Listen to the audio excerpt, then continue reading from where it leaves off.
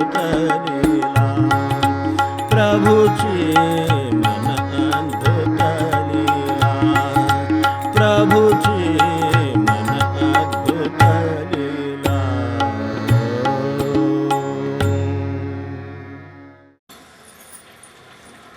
श्रीरामरायाच्या कृपेनं, महाराजांच्या कृपेनं आणि संतांच्या कृपेनं आपण पुन्हा एकदा एकत्र आलो.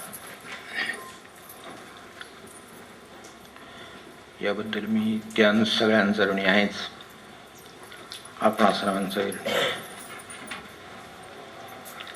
आपल्याकडून त्यांना अभिप्रेत असलेली सर्व उपासना उत्तम तऱ्हेनं हो अशी मी त्यांच्या चरणी प्रार्थना करतो.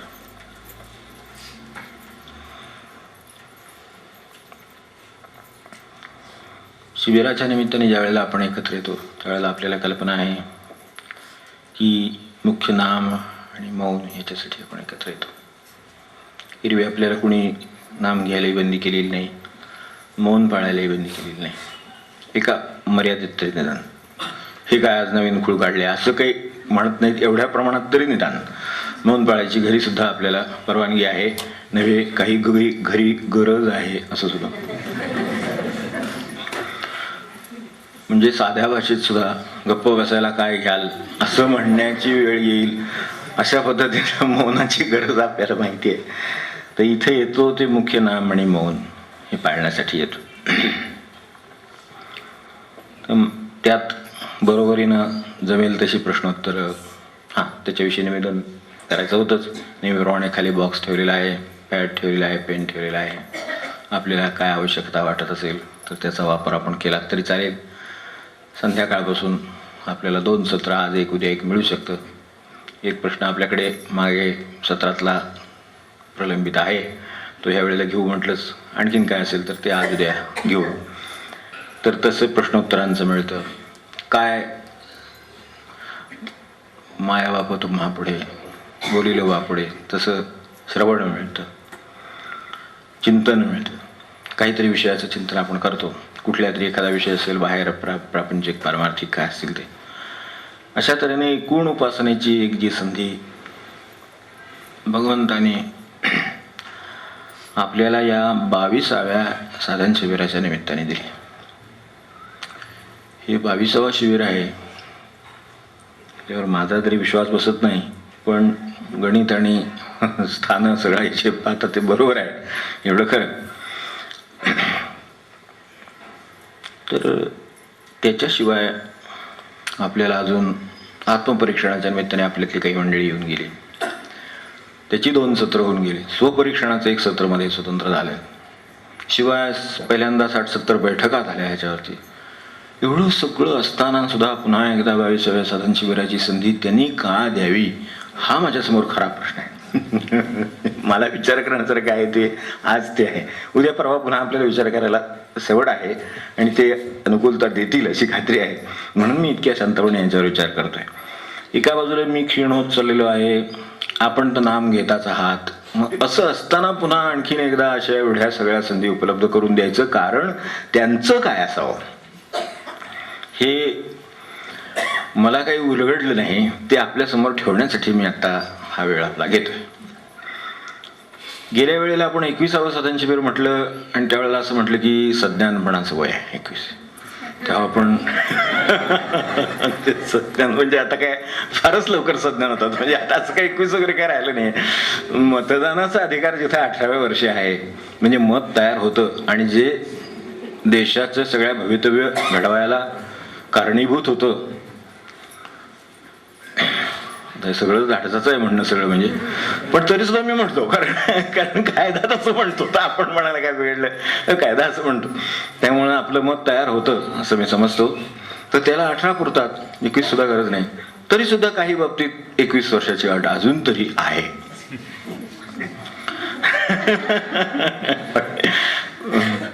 तर ते जे काय आहे त्या अर्थाने साधनाच्या दृष्टीनं जर 21वं म्हणत असू तर त्यावेळेला आपण साधनेतलं सज्ञानपण असं सुरुवातीला चर्चा केली होती, याचे मला स्मरण होतं, कारण ते नुकतंच झालं असलं म्हणजे जरा स्मरण होतं.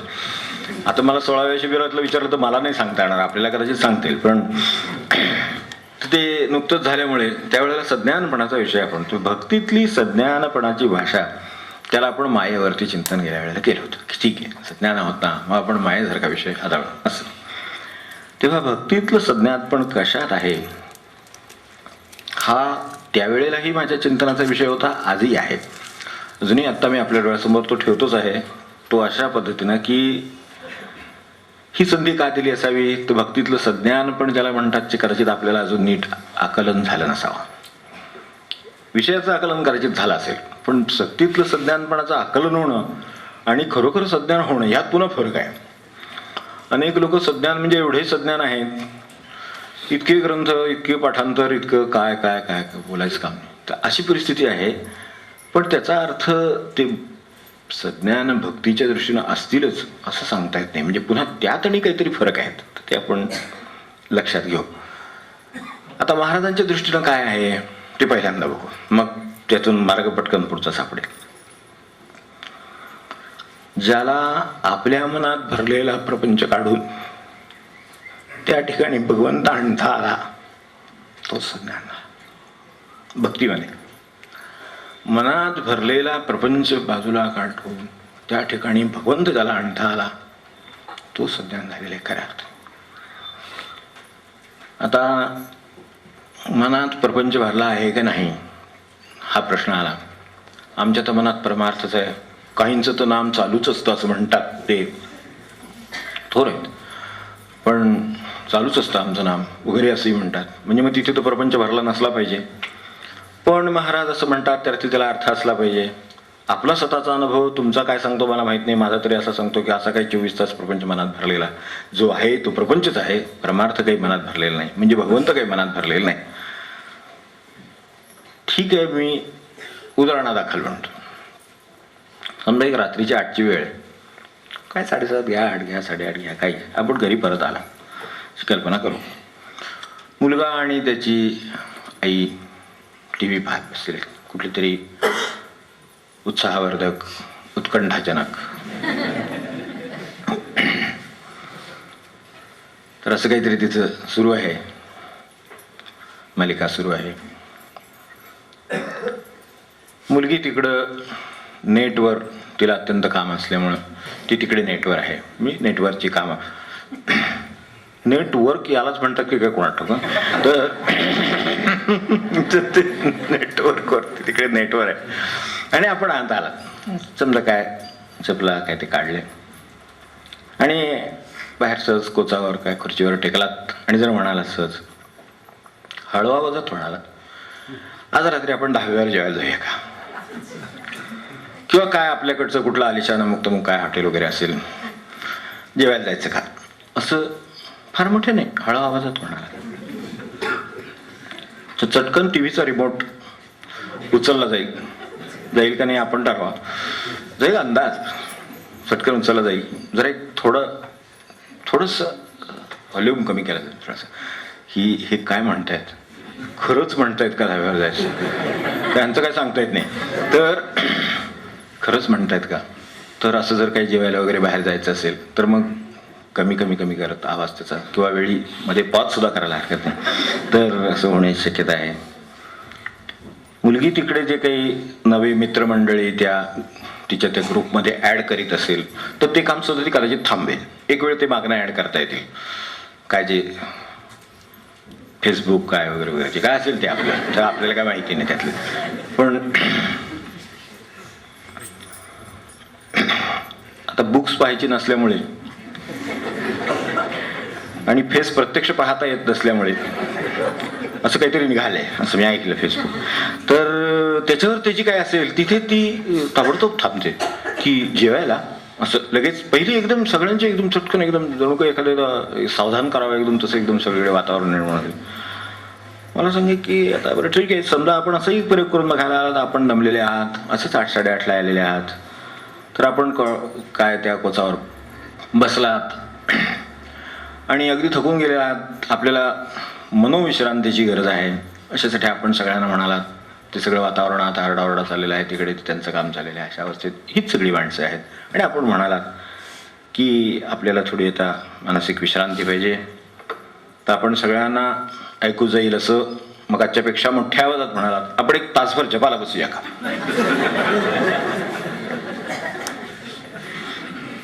तर मुलाला आणि पत्नीला ऐकूच येणार असं वाटतच नाही मला, म्हणजे मुळातच ऐकूच जाणार नाही त्यांना काय म्हणाले.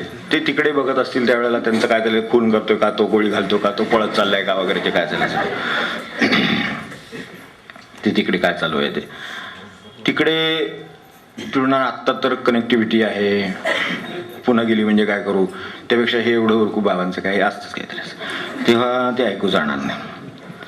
त्यातल्या त्यात पुन्हा जर तुम्ही असं म्हणाल की मी स्वतः खरोखरच बसणार आहे, आपण सगळे मिळून बसलो तर शांतता होईल, सगळ्यांनाच विश्रांती होईल, जरा चित्ताला सगळ्यांना, तुम्हालाही जरा बदल होईल, म्हणजे असं चांगल्या अर्थाने असं तुम्ही म्हणालात समजा, तरी सुद्धा आपल्याला कदाचित पत्नी असं सांगण्याची शक्यता आहे की तुम्ही खरोखरच दमला असाल तर तुम्ही अर्थातच विश्रांती घ्या. मीच तुम्हाला आवडणारं काहीतरी काय पदार्थ असेल, काय असेल ते करते नव्हे, चुकून म्हणणार होतो आणायला सांगते, पावभाजी सांगते, काय जे असेल ते आपलं, म्हणजे तुम्ही ते खूपच दमला असाल तर इकडची याच्यावरची त्या पडद्यावरची नजर न हलवता ते आपल्याला असा सल्ला देईल अशी शक्यता आहे की तुम्हीच एक अर्धा तास पडा, तोपर्यंत मी ते अलीकडे काय फोनवर सुद्धा पावभाजी खरी येते. तर आता मला सांगा, महाराज जे म्हणाले ते खरं की खोटं? मनात प्रपंच भरलेला बाजूला काढून तिथं परमार्थ स्थापन करणं, भगवंत आणणं, म्हणजे जर भक्तीमध्ये काहीच ज्ञानपणा असेल तर तो आपल्या ठिकाणी आहे की नाही आणि कितपत प्रमाणात आहे. मी असं म्हणत नाही कोणाचं सगळं एकदम रिकामं झालं आणि तिथं परमार्थ येऊन बसला, ठीक आहे, फार मोठ्या गोष्टी असतील कदाचित, पण एखाद्या छोट्याशा गोष्टीमध्ये त्याची परीक्षा होऊ शकते. सारांश एकच आहे की मनाचा इंद्रियाधीनपणा जोपर्यंत संपलेला नाही तोपर्यंत प्रपंचही संपलेला नाही आणि मला परमार्थाची गरजही आहे. तर ही संधी का दिली असेल याची उत्तर मी शोधतो हे वेगवेगळ्या मार्गाने. अगदी साधं म्हणजे दुसरं असं पण आहे की ज्या वेळेला मुख्याध्यापकांचा वर्गात निरोप येतो की अमक्याला बोलावले, सरांनी अमक्याला बोलावले असं ते वर्गावरचे सर सांगतात, हेडमास्टरने बोलावले, तर त्यांनी केबिनमध्ये बोलावले म्हटल्यानंतर आता आपल्याला बक्षिसाला किंवा स्कॉलरशिपला बोलवण्याची शक्यता कमी, म्हणजे जी तशी आहेत त्यांचं गोष्ट वेगळी, पण असं ज्या अर्थी बोलावलेलं आहे त्या अर्थी तिथं जाण्या इतपत काहीतरी, म्हणजे जाता जाता विचार होतो मनामध्ये, तिथं जाण्या इतपत काहीतरी आपल्याकडून झालेलं असावं किंवा जे सांगितलेलं आहे ते केलेलं नसावं, असं काहीतरी झालेलं आहे असा विचार करत करत मनुष्य तिकडे जातो. तर आता काय झालं असेल तर बाबा, एक तर सांगितलेलं केलेलं नसेल, हे जसं मगाशी म्हटलं तसं त्यांचा ज्या अर्थी निरोप आलेला आहे त्या अर्थी जे सांगितलेलं होतं ते कदाचित माझ्याकडून झालेलं नसावं, पूर्वी जे काय सांगितलं गेलं असेल ते माझ्याकडून झालं नाही म्हणून त्यांनी बोलवलेलं असावं, किंवा त्यांना जे अभिप्रेत नाही ते दरम्यानच्या काळात मी केलेलं असावं.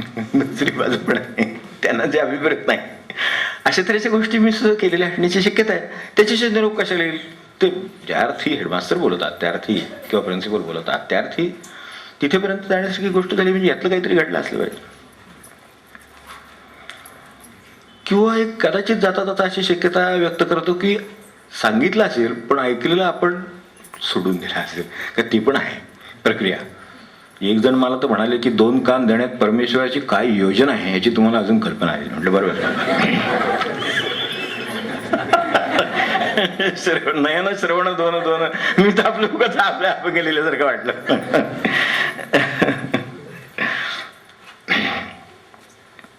आणि तसं म्हणजे ती योजना आहे की काय अशी शंका यावी असं सुद्धा काही वेळेला अनुभव येतो.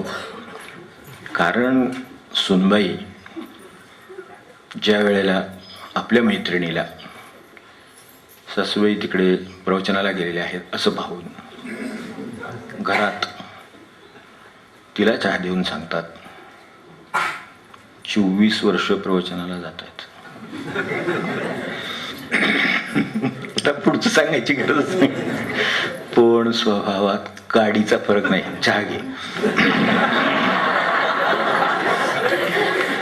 त्या अर्थी ते इकडून आलं असलं पाहिजे तिकडे. आता सांगणार तर कशाला चुकीचं सांगेल, तो काहीतरी चांगलंच सांगत असेल ना. काही बाबा असं काही सांगत असेल का की त्रास द्या घरी सुनेला वगैरे, कसा कसा त्याचे मार्ग कोणते वगैरे, असं काही तिथे काही प्रवचन असेल असं मला नाही वाटत. देवाच्या देवाळात बसून कशाला ते असं सांगतील.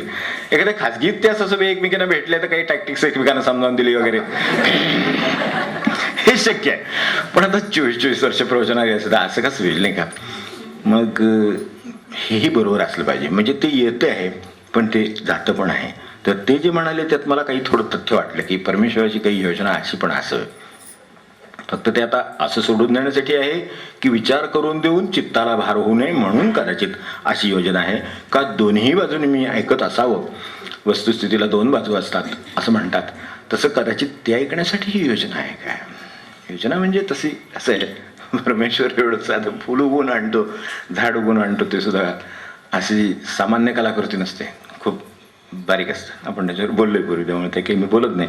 पण असं ज्या अर्थी बोलावलेलं असावं किंवा आपल्याला याची बुद्धी झाली असावी त्या अर्थी म्हणजे माझ्या सकट मी सगळं आलोच किंवा म्हणजे इतपत त्यांनी धरून धरून का होईना पण येत आहे अजून इथपर्यंत. याचा अर्थ असा आहे, सरळ आहे, औषध घेऊन का होईना, काय ते करून का होईना, पण आलो. त्याचा अर्थ त्यांनी सांगितलेलं केलं नसलं पाहिजे मधल्या काळात, किंवा न सांगितलेलं मी केलं असलं पाहिजे, किंवा ऐकलेलं सोडून दिलं असलं पाहिजे. काय आपण शोधून काढू.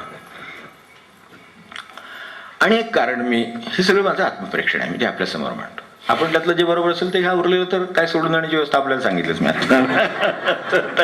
आता पुन्हा विचार करूया थोडासा की आणखी एक कारण माझ्या लक्षात आलं सहज की मी गुरूंच्या बाबतीत असं पाहिलंय, ही जी इथं संत मंडळी बसलेली आहेत त्यांची घ्राणेंद्रिय ही शिष्यांच्या वासना देहाबद्दल अत्यंत तीक्ष्ण असतात. अत्यंत वासना देहांच्या बद्दल अत्यंत तीक्ष्ण असतात. आपली नसतात असं मला म्हणायचं नाही. असं होण्याची शक्यता आहे की कदाचित आपली काही आम्ही काही कमी आहे का, तसं नाही. आपण पण आहोत, नाही असं नाही. आत्ता क्षणभर आपण इथे बसलो होतो, अशी कल्पना करू, असं बसले होतो आपण, आता हे इथे आहोत, आपण हे विचार करतो सगळं होतं, आणि खाली एकदम जोरात हाड हाड हाड हाड ऐकू आला. समजा हाड हाड हाड हाड एकदम कोणतरी म्हणतंय, आणि त्याच्या पाठोपाठ दुसरा जो कोणी पळत गेला असेल ते ऐकल्याबरोबर पळत कोणतरी जातं अशा वेळेला. तर हाडाहाड म्हणल्यावर पळत जायचं काही फारसं कारण नाही, कारण आपल्याकडे 2-3 मजल्यावर माणसं बसलेली आहेत. तरी सुद्धा आपण म्हणजे त्यानिमित्ताने जावं असं ते असतं. तर त्यात ते हाडहाड म्हणल्याबरोबर पळत येईल, तो त्याच्या मागून अजून दुसरा पळत गेलेला, तोही त्याच्यापेक्षा जोरात ओरडतोय, आणि तेवढ्यात खालून जोरात गलका ऐकू आला की गेल्या गेल्या चपला गेल्या गेल्या गेल्या.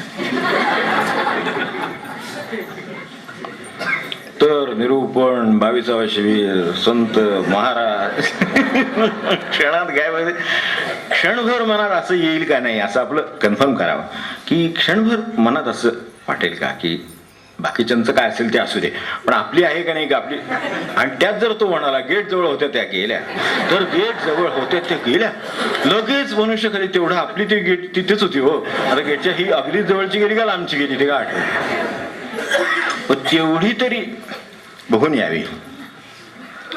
असं काय आहे, हे सगळं गुंतलेलं आहे आपल्या सगळीकडे. असं तेव्हा असं गुंतलेलं ते आपल्याकडे वासरं असतात किंवा हे असतं, पळून जाऊन येऊन बांधलेलं असतं. आपल्याला माहिती, पाया बांधतात, गळ्यात बांधतात, त्याचं विशेष वाटत नाही, ते काय माणसांचं सुद्धा वाटतं.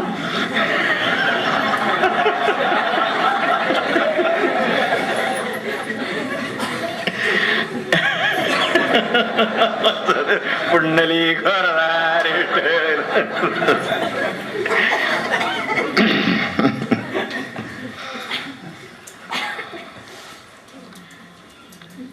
तेव्हा देवाला जो वसती स्थान मनामध्ये हवंय असं महाराजांना म्हणायचं आहे, त्या ठिकाणी जर बाकीचीच मंडळी गर्दी करून बसलेली असली तर त्यांनी कुठे स्थान मिळवावं हा प्रश्न आहे ना. तेव्हा कदाचित असं असावं की त्यांचं घ्राणेंद्रिय या बाबतीत तीक्ष्ण असल्यामुळं त्यांना ते बरोबर कळत असेल की ही सध्यांत नुसते गप्पा मारल्या ह्यानी प्रत्यक्षात त्यांच्याकडनं काय होत नाही, त्यामुळे ह्याला आपलं बसवावं इथे, परत एकदा कर चिंतन, परत देवाचं नाव घ्या, असं काहीतरी त्यांचं झालं असावं असं वाटतं. आणि हे खूप बारीक असतं. त्यांना मी घ्राणेंद्रिय तीक्ष्ण असतं असं म्हणलं, ते साध्या सोप्या अर्थांनी म्हटलं, अगदी सूक्ष्मतेने म्हटलेलं आहे. आपल्याला अंबुराव महाराजांचं माहिती असेल, काकासाहेबांची कन्या मॅट्रिक झाली त्या काळातली गोष्ट आहे. म्हणजे ह्या गोष्टीला 50 वर्ष होऊन गेली अधिकच.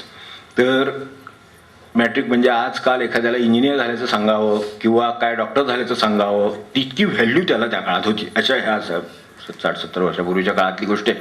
ते अंबुराव महाराजांना सांगायला गेले की महाराज म्हणले माझी मुलगी अशी पास झाली.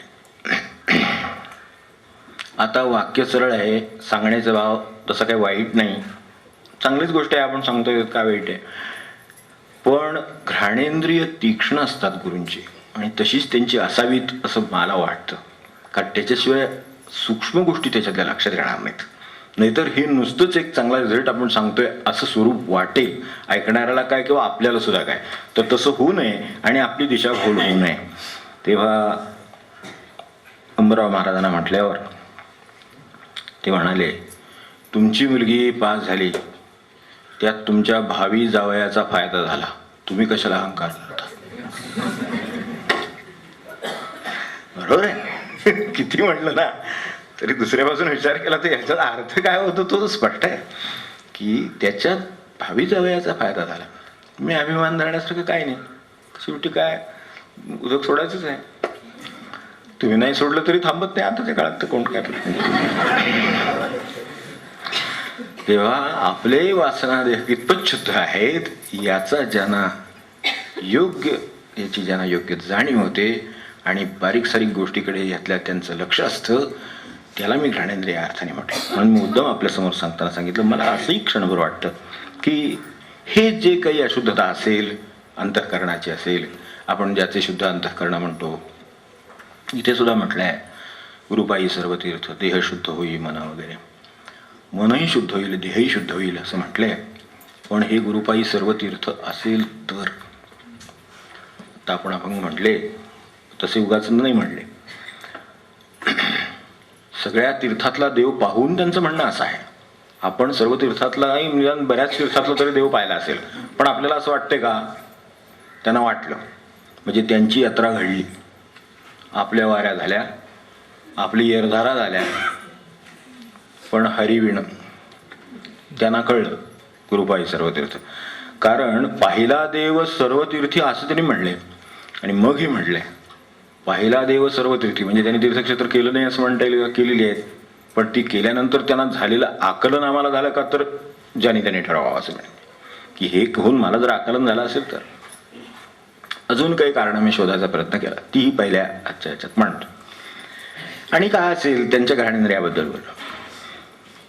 परमार्थ लक्षात येणं किंवा साधना खऱ्या अर्थाने होत राहणं म्हणजे आपलं खरं कोण आणि आपण खरे कोणाचे याचा उलगडा आपण विचार करून पहा. बरोबर आहे का. आपलं खरं कोण आहे आणि आपण खरे कोणाचे आहोत. आपण व्यवहाराने तर कोणाचे तरी असतोच आणि आपले गुण तरी असतोच. कितीतरी नातेवाईक असतात, कितीतरी संबंध असतात, बाहेर व्यवहार असतात, काय अनंत गोष्टी आहेत, त्या सगळ्या खऱ्या आहेत. काय आपलं वाटतं ते आपलं आहे का हा विचार करायला परमार्थ किंवा साधन शिकवतच. शरीर आपलं वाटतं, आपलं म्हणलं तर स्वामित्व चाललं पाहिजे. एक आलेली शिंक आपल्याला आवरता येणार नाही, खोकला आवरता येणार नाही, मला सांग खरं आहे का नाही. तर मग आपलं का माझं स्वामित्व असेल तर मला आवरता आला पाहिजे, तर नाही. शिंक आवरता येत नाही, भूक आवरता येत नाही, स्वामित्व वगैरे नंतरच्या गोष्टी. आवडतं दृश्य दिसलं, हवीची गोष्ट वाटली, हवाचा पदार्थ दिसला, त्रासाचा असला तरी पावलं वळतात. आपलं कोण आणि आपण कोणाचे. तेव्हा मी नेहमी कल्पना करून मांडतो, म्हणजे ते आपल्या प्रपंचात येतं बरोबर. ह्याच्यासाठी आपल्याला सहज एक कल्पना करायला सुचवतो, कारण तसं घडलं असेल किंवा नसेल, नसलं तर घडण्याची पण शक्यता आहे. आपल्या आवडीचे काही पदार्थ आहे समजा, आपण कुठे बाहेर गेलेले आहात, दुपारी त्यांनी तो केला, संध्याकाळी आपण घरी परत आलात, आपल्याला पदार्थाचा वास आला, वा दारातच असं वाटलं की नेहमीच्या पेक्षा जास्त जलद पायऱ्या चढाव्या की काय, म्हणजे आपोआप जातातच त्या पटकन. त्यामुळे पटकन एका पायरीचं चालणारा मनुष्य एकदम 2 पायऱ्या सुद्धा पार करतो, कारण त्याला तिथंच त्याचा काहीतरी चांगला वास आला, तर ते आवडणारी गोष्ट आहे घरामध्ये घडली. बरं झालं इतकी दिवस सांगत होतो, आज बुद्धी झाली दिसते. असं म्हणत म्हणत का होईना 2 पायऱ्या ओलांडून पटकन मनुष्य गेला. आत आल्यावर आपल्याला कळलं की खरोखरच ते केलं. पण ते इतकं चांगलं झालं, सगळ्यांना आवडलं, सगळ्यांनी खाल्लं आणि संपलं. आता मला सांगा की सर्वांशी सुखलाभावे तशी आरोग्य संपदा वगैरे आपण प्रार्थना म्हणू शकतो. आपल्याला काय वाटेल, अरे काय कोणी आपली जाण नाही ठेवली, आपली आठवण नाही ठेवली, अरे मला आवडतं हे सगळ्यात खरं म्हणजे. आधी खरं माझा नैवेद्य काढून ठेवायचा साध्या भाषेमध्ये, तर असं म्हणता येईल का आणि असं घडेल का, काय होईल. जेव्हा खरं काय हे शोधावंच लागतं, खरं कोण हे शोधावंच लागतं, आपण खरे कोणाचे हे शोधावंच लागतं, तेव्हा आपल्याला ती प्रार्थना सर्वांशी सुख लाभावे वगैरे असं जर सगळं घरातल्याने, आता आपल्याच घरातल्याने केलंय खाल्ले तर खाऊ दे बरं. आपल्याला जी गोष्ट एवढी आवडते ती करायची, त्यांना पण आवडत असेल, असं एखादं केलं असेल तरी काहीतरी, काय गोड तिखट काय त्यांना करायचं ते केलं असेल, त्यांनी खाल्लं असेल, चांगली गोष्ट आहे. तर असं नाही वाटणार की आठवण नाही ठेवली, बाजूला नाही ठेवलं, अमुक नाही तमुक नाही. आपल्या स्वार्थाला जोपर्यंत धक्का लागत नाही तोपर्यंत सगळ्या जगाच्या सुखाची प्रार्थना आहेत. स्वार्थाला धक्का लागला, त्रास झाला, देहाला बाहेर मनाला कशाला त्रास झाला की मग प्रार्थनेची परीक्षा होते. आणि बघा आपण आपल्या प्रार्थना ज्या म्हणतो त्याची परीक्षा झाली आहे का कधी, आणि झाली असेल तर त्यात आपण पास झालो का नाही. सगळा स्वार्थाचा मामला आहे. त्यांचंही असेल कदाचित, आपलंही असेल, कारण जगाचे संबंध स्वार्थाचे आहेत, महाराजांनी स्वच्छ म्हणलेले आहे. बघा किती मी पाहिले खूप, एखाद्या इन्स्टिट्यूटमध्ये एखादा काम करतो, 25 वर्ष करतो, जीव ओतून करतो, सगळं करतो, त्याची अशी वेळ येते एखाद्या वेळेला त्याला काहीतरी काय काम आहे, काय अर्धा हवी आहे, त्याला एखादी फॅसिलिटी हवी आहे, काय हवं आहे, त्या क्षणी जर ते नाही म्हणाले त्याला असं वाटतं इतकी वर्ष मी केलं. बरोबर, कुठेतरी असं ते दाखवून देतं की तुमचं खरं कोण आणि तुम्ही खरे कोणाचे. ते बरोबर दाखवून देणारं क्षण प्रत्येकाच्या आयुष्यात घरोघरी सुद्धा येतो. आपल्या घरात पण अनुभव येईल, हा आपल्याला ऑफिसमध्ये येईल, हा व्यवहारात येईल, बाहेर गेलात येईल, कुठे येईल ते. हिसाब बरोबर सांगायचा, आपल्याला माहिती आहे, फक्त जाता जाता आठवली म्हणून सांगतो. सूर्याने लग्न करायची घोषणा केली, हिसाबची गोष्ट आहे, अष्टमीची खूप गोष्टी आहेत, आपल्याला पाठ असतात. सूर्याने एक दिवशी लग्न करायची घोषणा केली, सर्वात मोठा शंखध्वनी सुरू झाला. तर कशाचा एवढा ध्वनी होतो म्हणून ब्रह्मदेवाला जाग आली असं हिसाबाने लिहिलंय. बेडूक डराव करीत होते.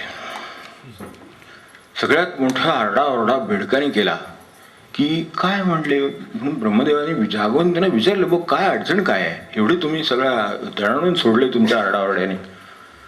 ते म्हणे हा एकटा आहे, ही सगळी एकटा आहे, तर तळी, आमची राहण्याच्या जागा, पाणवठे सगळं आटवून सोडतो. आता वास्तविक तोच पाणी पळत होतो बरं का, खरं सांगायचं तर, पण तो आटवून सोडतो. वेळेला आम्हाला त्यात अडकून मरायची वेळ येते. आता हा म्हणतो मी लग्न करणार. हिसाबची गोष्ट आहे. उद्या जर याचं लग्न झालं, याला मुलं बाळ झाली आणि सगळीकडे सूर्य झाले तर आमचं काय म्हणले, सगळीकडे सूर्य झाले तर आम्ही जगायचं कसं. एरवी मग अगदी सूर्योपासना नमस्कार वगैरे अगदी बेडूक सत्रत असेल, आपल्याला काय माहिती आपल्याला काय काय करतं. पण ही गोष्ट शक्य आहे की माणसाला त्याविषयी कृतज्ञता आहे, कारण जीवच जगतोय, जीवसृष्टी सगळी जर सूर्यावर जगते तर काय मनुष्य प्राणी आणि ते निसर्ग आणि ते झाडं नामक तमुक सगळं सूर्यावर जगते, त्याच्याशिवाय का जगतंय त्याची जाणीव नसेल का. पण याची जाणीव मात्र जास्त तीव्र आहे की उद्या जर हे वाढलं, माझं जर समजा जीवनावर हे आलं तर इतकी वर्ष त्यांनी मला जगवलेलं आहे तर त्याच्यासाठी मी जीवन दिलं, हसलो नाही येणार मनामध्ये. हिसाब ज्या वेळेला गोष्ट लिहितो त्यावेळेला तो माणसाच्या मनावरच्या बारीक सारीक कोपऱ्यावर बोट ठेवलेलं असते. तो सांगतो बेडकाने डराव केली, सूर्याने लग्न काढलं, ब्रह्मदेवाने असं म्हटलं. कुठं काय माणसाचा काय संबंधच नाहीये, पण किती संबंध दाट आहे, जवळचा आहे, तो आपले अनुभव आपल्याला सांगतील एवढंच मला म्हणायचं होतं. आणि फार अगदी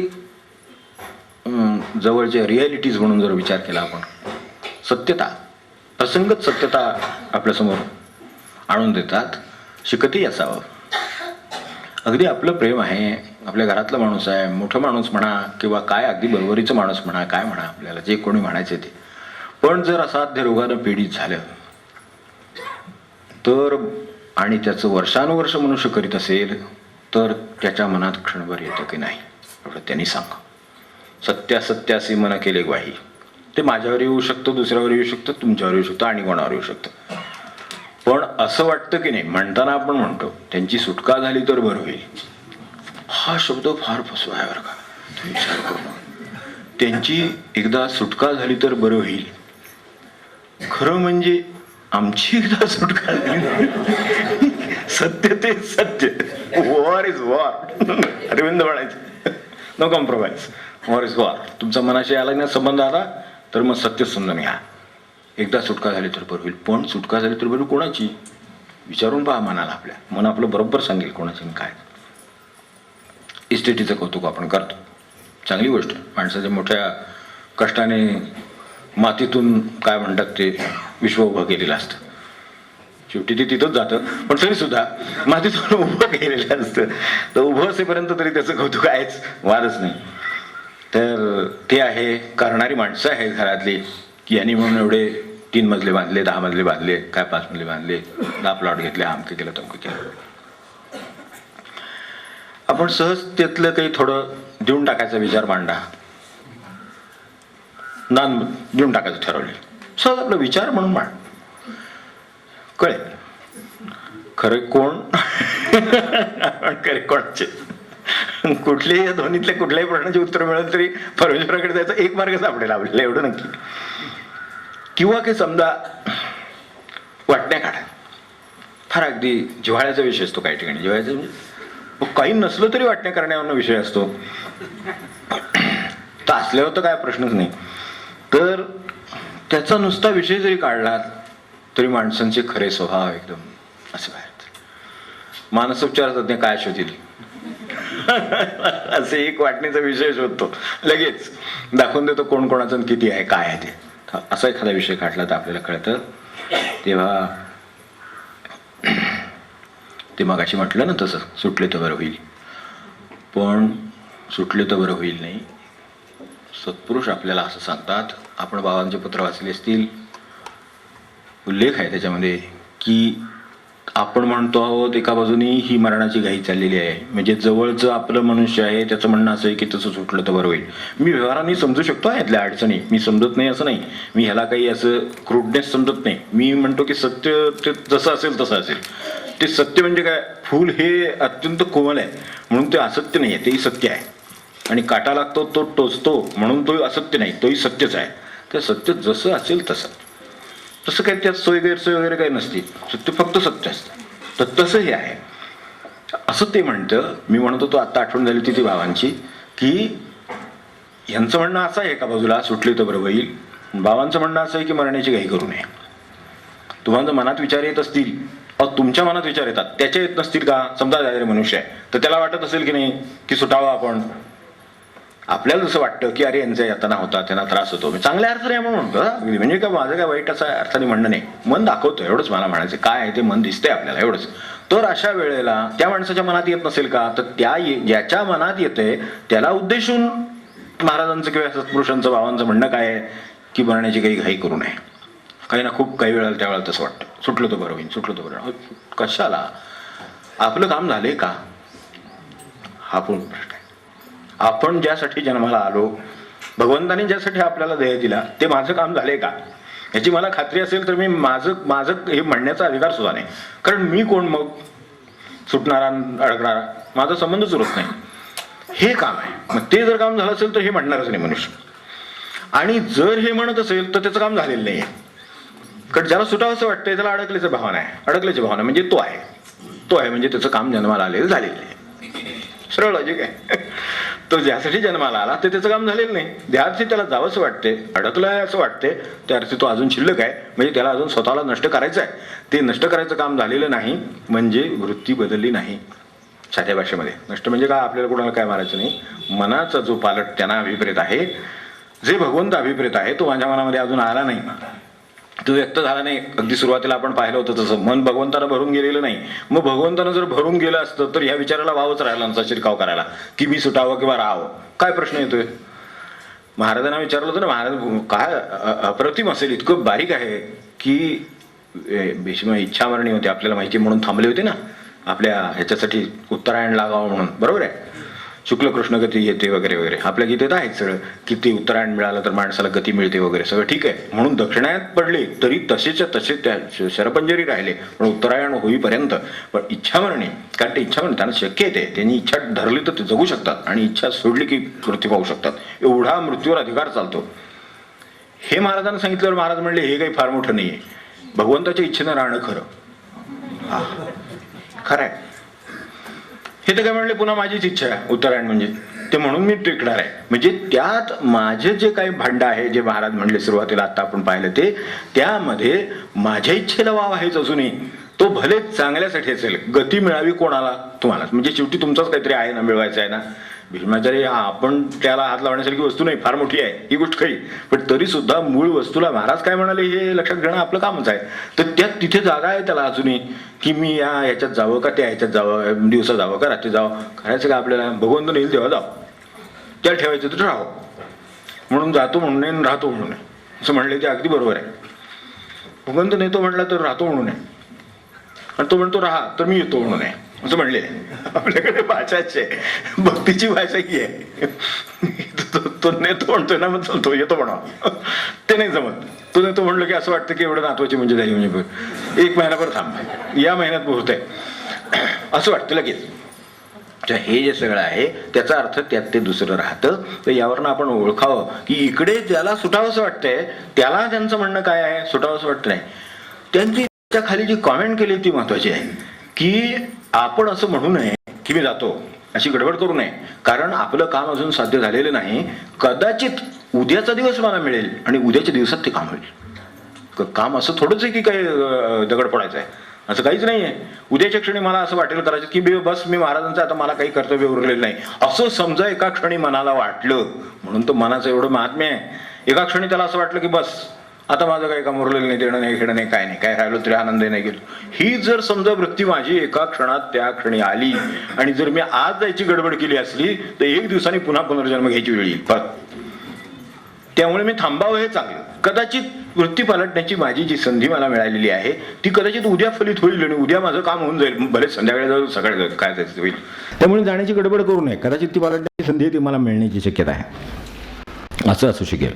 तेव्हा खरं कोणाचे काय याचं अजून मला नीटचा उलगडा झाला नसावा म्हणून मला तरी आणून बसवलेलं आहे, एवढं मी आता जी कारणं बघितली हे कशासाठी शिबिर आहे. आणखीन काय कारण असू शकते तर कुठल्याही, आपण निसर्गाकडे पहा, कुठल्याही गोष्टीचं सातत्याने एका दिशेनं प्रवास सुरू आहे, आपण परिपक्वता समजतो. निसर्गामध्ये आपण पाहिलं एखादं झाड 1 फूटच वाढतं, एखादं रोप अर्धा फूटच उंच होतं, एखादं झाड आहे 6 फूट वाढतं. याचा अर्थ 1 फूट 6 फूट काय किंवा 6 इंच असा भेदभाव नाही निसर्गामध्ये. आहे ते पूर्ण करायचा प्रश्न आहे ते परिपक्व करायचा प्रश्न आहे. त्यामुळे झाड मोठं झालं तरी काय फूल येईल, फळ येईल, त्याची पूर्णता कशात आहे?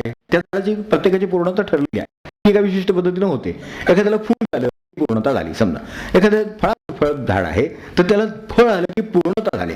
मग पूर्णता येईपर्यंत म्हणजे परिपक्व होईपर्यंत प्रवास करायचा आहे.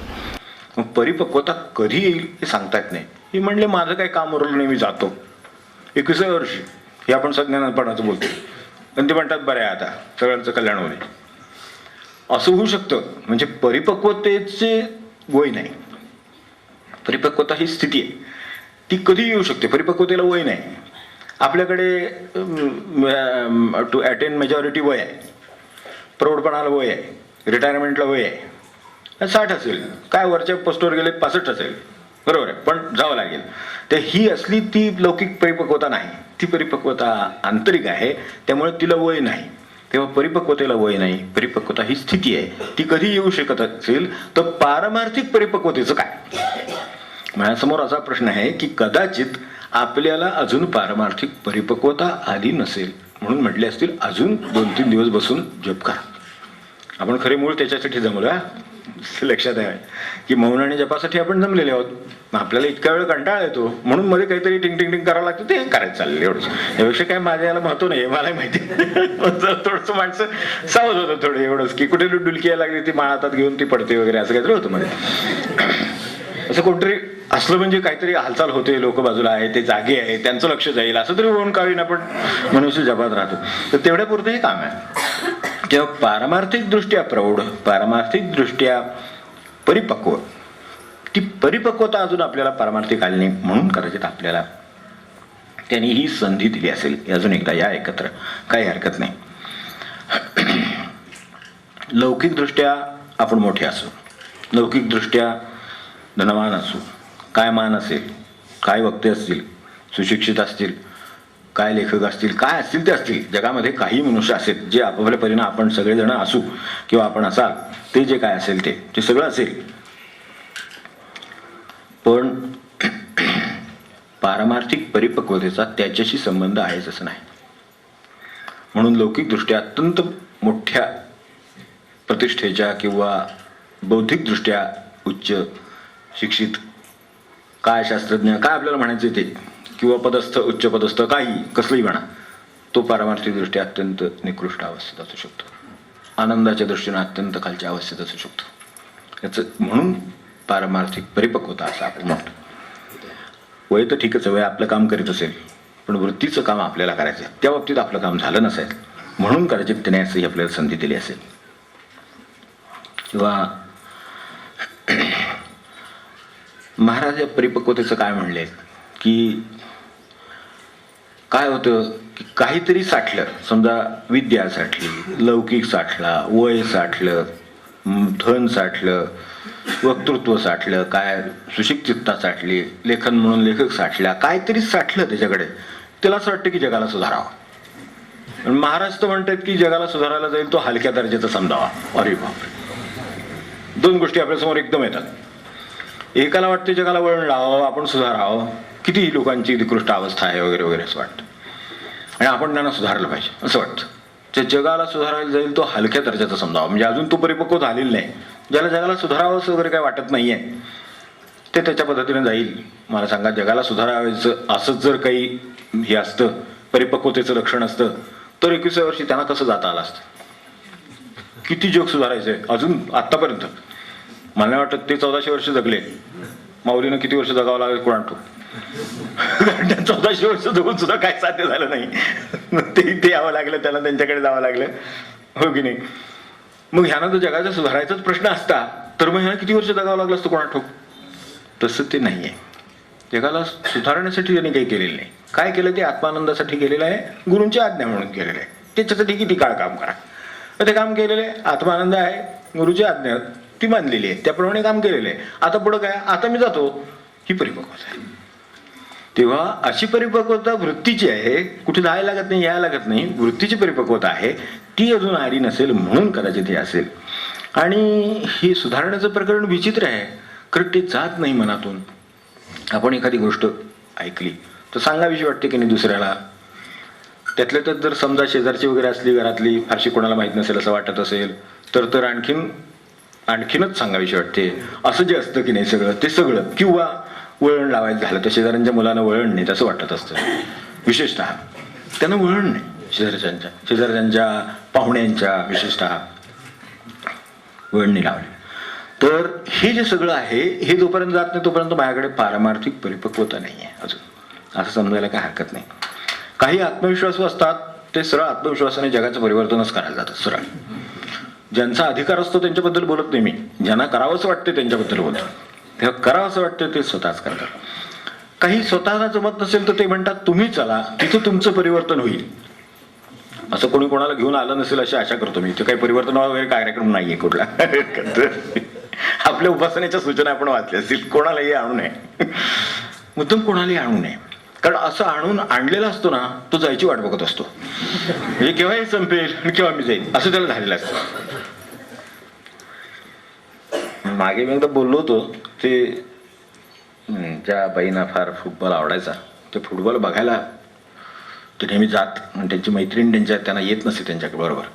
म्हणून त्या एक दिवशी तिला आग्रह करून तिला आवड नव्हती पण ते घेऊन गेले आग्रह करून. आपल्याकडे असं काही वेळेला होतं, काही वेळेला लोक घेऊन येतात, नाही तुम्ही चला तुमचं कल्याण होईल. तुमचं झालंय ना, आनंद आहे की त्याचं काय कसं. तो म्हणतो माझं नको. असताना सुद्धा माणसं देतात त्याला, नाही तुमचं होईल, तुमचं काही होणार. त्याचं व्हायचं झालं त्याला बुद्धी झाली तर तो येईलच, तो इथून काही हिमालयाच जाईल, त्याला काय अवघड आहे आजच्या काळात, काय अवघड नाही. पण त्यांना असं वाटलं की ह्यानी ते आता सांगत होते, आठवण झाली मध्येच, ते फुटबॉल बघायला तुम्ही चला, फार सुंदर खेळ असतो, फार सुंदर, जगातले सगळे लोक खेळतात. गेला घेऊन एक दिवशी, बरं बाबा हिचं ऐकण्यापेक्षा एकदा जाऊया, असं होतं ना आपल्याकडे, जाऊया एकदा, 10 वेळा म्हणतात, 11 वेळा कमी पण जाऊया एकदा. तसं म्हणून ते गेले, बसले, 15-20 मिनिटं सुरुवात सुरू झाली हो त्यांची. ते बरोबर आहे ना, ते बघितलं की त्यांना काही इंटरेस्ट वाटत नाही तर काय करणार मनुष्य, नाही का, काहीतरी थोडं तरी त्यात काहीतरी रस वाटला पाहिजे की नाही. What absurd thing this people are doing. काय म्हणले हे, काय कळतच नाही काय चाललं ते, काय म्हणले असं काय ॲब्सर्ड काय त्यांनी आत्ता हे केलं, काय ते पळाले, काय ते केलं, काय चुकवलं. यांचं इकडे हे काय बीपी खालीवर होतं, इतकं यांना आनंद होतं आणि तिकडे त्यांना काहीच होईना. सुळबुळ शेवटी त्यांनी विचारलं की I am not following the thing, हे मला काही कळत नाही हे काय करतायत लोक समोरचे. म्हणले अर्धा तास झाला, आता एखादं काहीतरी हे असेल समोर, बरोबर पाणी बिणी घेतलेलं असेल ते प्यायचं वगैरे ते ठीक आहे, किंवा काहीतरी घेतलेलं असतं बरोबर, काय कुठे लाह्या बिया काय, त्याला काहीतरी चांगले शब्द वापरायचे पण ते लाह्याच असतात. तर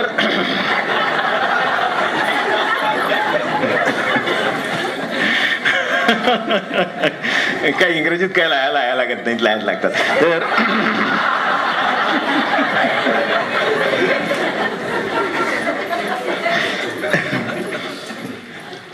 फार झालं तर आजच्या SMS भाषेमध्ये LAAHY याच्यापेक्षा काय वेगळं लागत नाही त्यात.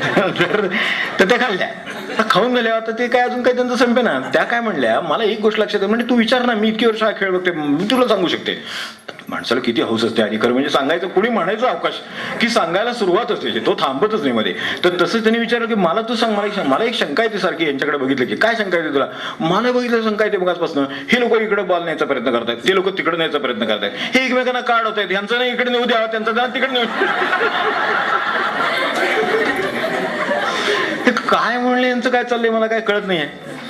हे सगळी इकडे यांना नेऊन द्यावा की नाही, त्यांना न्यायचंय ना तिकडे म्हणल्या. ते 11-10 लोक धडपडत आहेत की इकडे जावं, मग जाऊ दे ना त्यांना. आणि ह्याने इकडे न्यायचं ते ह्यांना नेऊ दे ना इकडे. काय हे सगळं असं असतं. त्यामुळे हे काही कोणाला काय सांगायला जाऊ नये, सुधारायला जाऊ नये. अजूनही कदाचित या अर्थाने आपण अपरिपक्व असू कदाचित.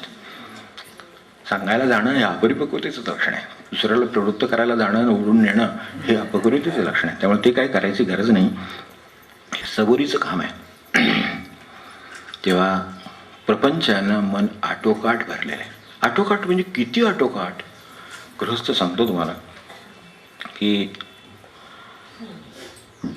याला जाऊन आहे, आपण जातात यात्रा ना वगैरे,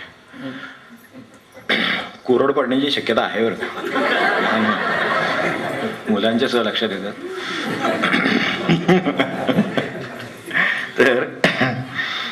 तर जाऊन आले आणि अलीकडे एक असं पद्धत आहे की अशी तीर्थक्षेत्र वगैरे त्यांच्याकडची ये जा वाढावी या दृष्टीनं तिथं अनेक प्रकल्प करायचे, अनेक गोष्टी करायच्या, असं ते त्यांचे प्रश्न आहेत, तर त्याप्रमाणे करतात. तर तिथे काही बाग केली, कुठे काय अमुक केलं, कुठे काय पुष्पवाटिका केल्या. तर त्याचं ते मला वर्णन सांगतात. काय पुष्पवाटिका, आम्ही कुठून शिरलो, कधी कुठून बाहेर आलो, काय आम्हाला कळे नाही. इतकी फुलं, इतक्या प्रकारच्या जाती, इतकं अमुक हे तमुक, काय कळे ना आम्हाला. म्हटलं तुम्ही किती वेळ होता तिथे?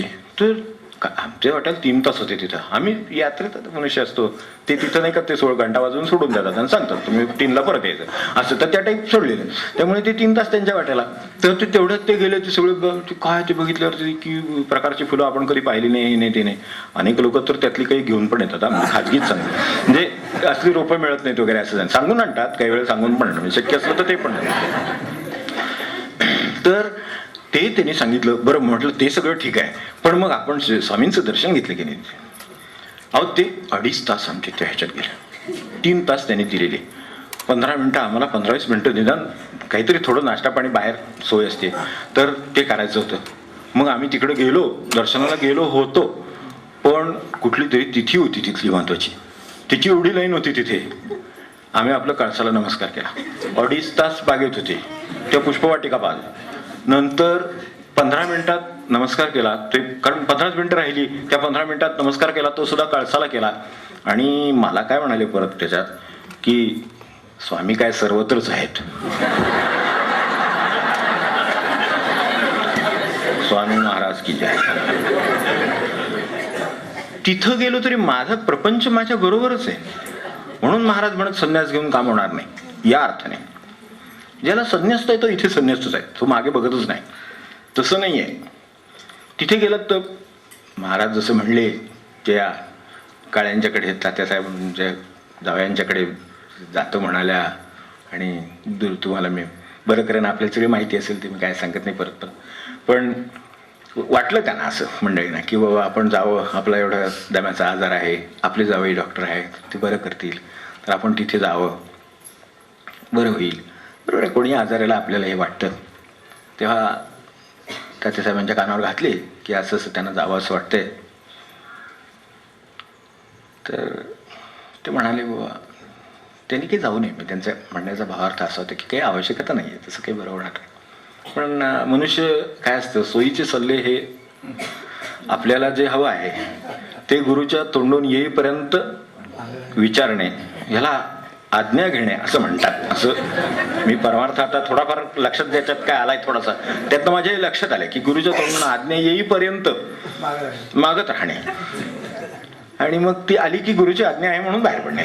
तर त्याप्रमाणे काय झालं असेल किंवा मनाचे काय उलघाल असेल की बरं व्हावं वाटत असेल, म्हणून त्यांनी ते त्यांना विचारलं. आणि विचारलं शेवटी मग महाराज म्हणाले की काय हरकत नाही, फक्त त्यांना म्हणावं प्रारब्ध तुम्ही इथे ठेवून जाणार आहात की बरोबर घेऊन जाणार आहात, असं आहे. त्यामुळं हे फरक लक्षात ठेवूनच पुढे जायला पाहिजे. त्या स्वामी जर सर्वत्रच आहेत तर मग मला तिथपर्यंत जायची गरजच नव्हती. मी कशाला तिथं, मी इथेच मला ते आहेत. नसेल तर त्यांना भेटल्याशिवाय येणार नाही, मी त्यासाठी गेलेलो आहे. हे जे काय असेल ते फुलफिल ते मला याच्या सुद्धा आहेत, आपल्या कमर्शियल सुद्धा पुष्पवाटिका आहे. जा कुठलेही रोप घ्या, किमती लावलेल्या असतात, त्याप्रमाणे घ्यावर का एवढं तर मनापासून देते. खूप वर्षांनी एका बाईंची मैत्रीण परदेशातून यायची होती. ह्या जाता आता आठवते म्हणून सांगतो, परिपक्वतेचा प्रश्न आहे. तर तिच्याकडून ऐकायचं होतं आणि बरेच दिवस त्या परदेशी असल्यामुळं आपलंही सगळं ऐकवायचं राहिलं. तर त्यामुळे त्यांना फोन केला की तू असं कर, लवकरच ये. कारण काय होतं, यांची साधना वगैरे त्यांना माहिती होतं. तर त्यामुळे त्यांचा जरा उशीर यायचा विचार होता. तर ते म्हटल्या मी उशिरा नको, लवकरच ये, 8लाच ये, म्हणजे आपल्याला दिवसभर गप्पांना वेळ मिळेल. पण मग तुझी त्या म्हणले की अगं तुझी साधना आहे ना, ते 12 वाजेपर्यंत सगळं अन्निक वगैरे सगळं ते साधना वगैरे, ती मी 8च्या आत उरकून घेते, आपण गप्पांना बस. हे सगळं खोटं नाही, अगदी कुठेही घडेल असं आहे, घडलेलं पण आहे. तर असं भरलेलं आहे, ते काढून त्या ठिकाणी तो भगवंत. आता परिपक्वतेचा प्रश्न याच्याशी हे जोडून बघा, म्हणजे काय ते आणखीन.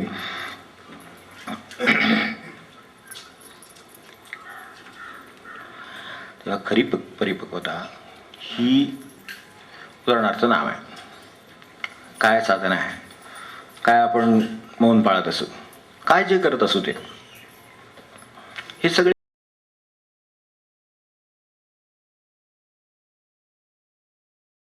शुद्ध आपलं चित्त अधिकाधिक चांगलं करण्याचे हे प्रयत्न आहे. ते कशासाठी करायचे, इथं अडतं आणि ते घोडत दुसरीकडे जातं असं पाहिलं एकंदरीत.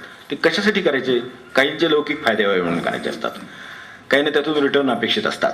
6 महिने झाले करतोय पण परिस्थितीत काही फरक पडत नाही, काय आजारात फरक पडत नाही, काय नोकरी लागत नाही, कोणाचं काम काय कोर्टाचं होत नाही वगैरे, असं काहीतरी असतं. म्हणजे असे कुठेतरी ते तिथून फाटे फुटतात. तर ते या कसल्याही, किंवा आपल्याला कोणी काही तसं समजत नाही, अजून तसं समजत नाही म्हणजे काय ते आपल्याला माहिती असेल, तर हे साधनेतले आहेत वगैरे असं कोणाला अजून काय वाटतच नाहीये. म्हणजे ह्याच्यावरनं आपण खरं म्हणजे ओळखायला पाहिजे. पण तरी सुद्धा असं वाटतं की ते म्हणजे करतोय ते कशासाठी, हा प्रश्न मूळ आहे. तर करतोय हे ते दुसऱ्या कशाहीसाठी नाही, ते फक्त त्यासाठीच आहे. हा त्यातला शेवटचा शब्द आहे की काकासाहेब म्हणायचे तसं, नीती कशी हवी, आत्मनिष्ठ हवी, तशी साधना कशी हवी, आत्मनिष्ठ हवी. नाम फक्त नामासाठीच घ्यायचं, बाकी काय नाही. मौन फक्त मौनासाठीच पाळायचं. हे जर असेल तर ते कडेपर्यंत जाईल. नसेल तर ते अपेक्षित गुण देईल परत मध्ये काहीतरी येणार दुसरं की त्याच्या पोटी ते करतोय, उद्या ते मिळालं म्हणजे सोडून देईल. कारण काम झालं, आता बरा झाला, आता पारायणाची गरज नाही, आता काय भगवंताची गरज नाही, आता काय नामाची गरज नाही, असं होईल. तर ते बरं होण्यासाठी काही करू नका. बरं व्हायचं असेल तर होईल, त्याच्यावर उपचार करतात ना, भगवंतावर श्रद्धा आहे ना, सबुरी आहे ना, होईल का?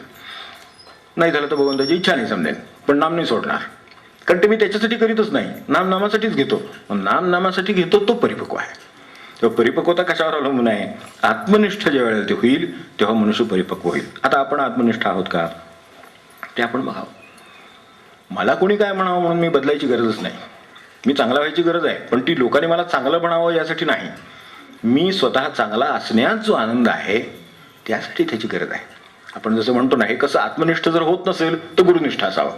दुसरा पर्याय आहे की नाम का घेतो? महाराजांना आवडतं म्हणून घेतो, बाकी मला माहिती नाही का घेतो. तर त्यांना अत्यंत आवडतं म्हणून मी ते घेतो. मग एवढी गोष्ट पुरेशी नाही का आपल्याला? खरं म्हणजे की जर मला ते घ्यायचं आहे तर मला एक तर मला ते पटलेलं आहे म्हणून मी घेतोय, हाही मार्ग योग्य आहे. की मला त्याचं महत्व लक्षात आलेलं आहे म्हणून मी ते घेतो. कदाचित असंही असेल की हे एवढं पुरत नाही, मला एवढं ते पटलेलं नाहीये, पटलेलं नसेल पण त्यांना आवडतं. मग आपण जर व्यवहारामध्ये सुद्धा आपल्या माणसाचा विचार करून वागतो, ज्याच्यावर आपलं प्रेम आहे, त्याला जी गोष्ट हवी असेल, जी त्याला आवडणारी असेल ती करतो. जेवायला बोलावलं तरी ज्याला जेवायला बोलावले त्याला काय आवडते याचा विचार करून स्वयंपाक करतो. मी साधा विचार आपला व्यवहारातला करा ना. व्यवहारात ज्याला जेवायला बोलावले त्याला तुमच्या आवडीचे पदार्थ न करता त्याच्या आवडीची चौकशी करून त्याच्या आवडीचे पदार्थ करतो. हे जर आपल्या प्रेमाचं व्यवहारातलं लक्षण आहे तर गुरुवरच्या प्रेमाचं लक्षण काय असेल? त्याला जे आवडतं ते. मग नाम का घेतो? त्यांना आवडतं म्हणून घेतो. मग नामाची प्रक्रिया कोणती? मला काय करायची प्रक्रिया काय ते बघतील. त्यांना ते आवडतं आहे म्हणून मी ते घेतो आहे. आता ह्याच्यामुळे माझं काय होणार ते बघतील. असा एक अगदी शुद्ध थेट मार्ग आहे. नसेल तर नावाची प्रक्रिया माझ्या व्यवस्थित लक्षात आलेली आहे, आता मी सोडत नाही ना, बस असं त्याचं आहे म्हणून तो घेतोय. तेव्हा ती त्याच्यासाठी असावा. एक तर आत्मनिष्ठ असावं, नाही तर गुरुनिष्ठ असावं. यात काय जमेल आपल्याला? त्यामुळे खऱ्या परिपक्वतेकडे जाण्यासाठी म्हणून आणखीन एक संधी आपल्याला दिलेली आहे. तिचा आपण जास्तीत जास्त लाभ घ्यावा अशी मी आपल्याला प्रार्थना करतोय. खरं म्हणजे मला आजचं पहिलं सेशन आहे. मध्ये मध्ये घेता येतील तेवढे प्रकृतीने अनुकूल जेवढं होईल आणि आपल्या नामावर येणार नाही अशी मी आशा करतो. एवढं मध्ये मध्ये मी येऊन जायचा प्रयत्न करेन. परिपक्वतेची आणखीन लक्षणं काही जर असतील तर अत्यंत निरासक्त असणं हे परिपक्वतेचं लक्षण आहे. आपण हे पाहण्यासारखी लक्षणं मी सांगतो, मोठी वेदांतातली सांगत नाहीत. निरासक्त असणं बस. एखादा मनुष्य असतो घरामध्ये, काही त्याचं म्हणून काही त्याची काही अपेक्षा आहे. निरपेक्षता असं म्हणू साध्या भाषेमध्ये. निरपेक्ष आहे. निरपेक्ष मनुष्य खूपच निघून आले बघा. अपेक्षावाला मनुष्य सारखा खूपच असतो.